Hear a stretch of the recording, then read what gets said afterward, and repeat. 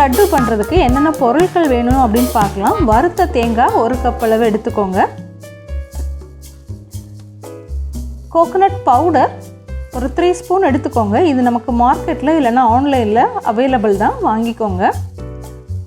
1/2 cup அளவு cashew hot வாட்டரில் நல்லா சோக் பண்ணி எடுத்துக்கோங்க. கொஞ்சமாக ஏலக்காய் பவுடர், சுகர் ஃப்ரீ டேப்லெட் நான் வந்து க்ரஷ் பண்ணி வச்சுருக்கிறேன். நீங்கள் சுகர் சப்ஸ்டிடியூட் என்ன யூஸ் பண்ணுறீங்களோ அதை எடுத்துக்கோங்க.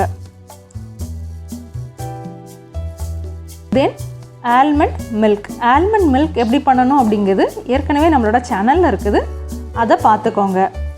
இந்த ஆல்மண்ட் மில்க் வச்சு தான் நம்ம இந்த லட்டு மேக் பண்ண போகிறோம்.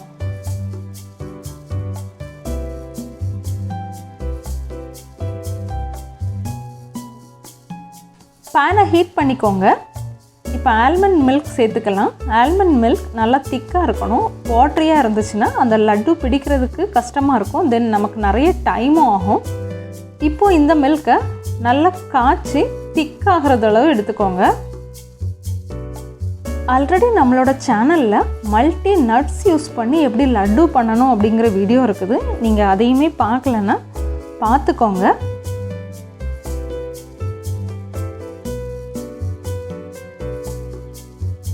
இப்போ நம்மளோட மில்க் வந்து திக்காக ஸ்டார்ட் ஆகிடுச்சு. நல்லா கிளறி விடுங்க, இல்லைன்னா நம்மளோட பாத்திரத்தில் அது வந்து ஒட்டிக்கும். ஸோ ஸ்டவ்வை வந்து லோ ஃப்ளேமில் வச்சுட்டு நல்லா கிண்டி விட்டுட்டே இருங்க.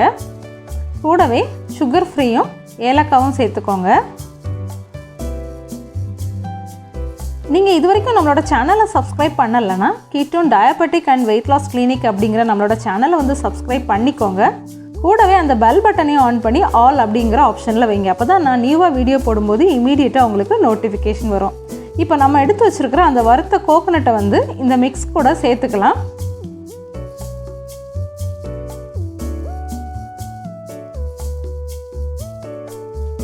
இப்போ தேங்காவையும் இந்த ஆல்மண்ட் மில்க்கையும் நல்லா மிக்ஸ் பண்ணி விடுங்க. கொஞ்சம் அப்படியே லோ ஃப்ளேம்லேயே வச்சு இறுக விடுங்க. அது அந்த பாத்திரத்தில் ஒட்டாமல் அழகாக உருண்டு வரும்.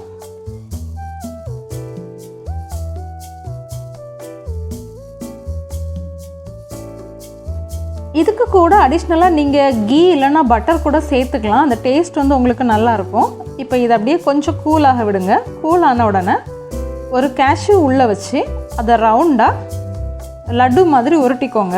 கையில் கொஞ்சம் நெய் தடவிக்கோங்க, அப்போ வந்து ஒட்டாமல் இருக்கும்.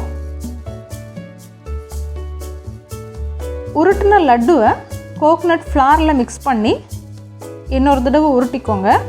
அப்போ அந்த ஈரப்பதம் உங்களுக்கு வந்து அந்த கோகனட் ஃப்ளார் வந்து உறிஞ்சிடும். மேலே கோகனட் இருக்கும், ரொம்ப நல்லாயிருக்கும். இதை இனி உங்களுக்கு பிடிச்சது மாதிரி நீங்கள் டெக்கரேட் பண்ணிக்கோங்க. மேலே கேஷ்யூவோ இல்லைன்னா பாதாமோ எது வேணாலும் நீங்கள் வச்சுக்கலாம்.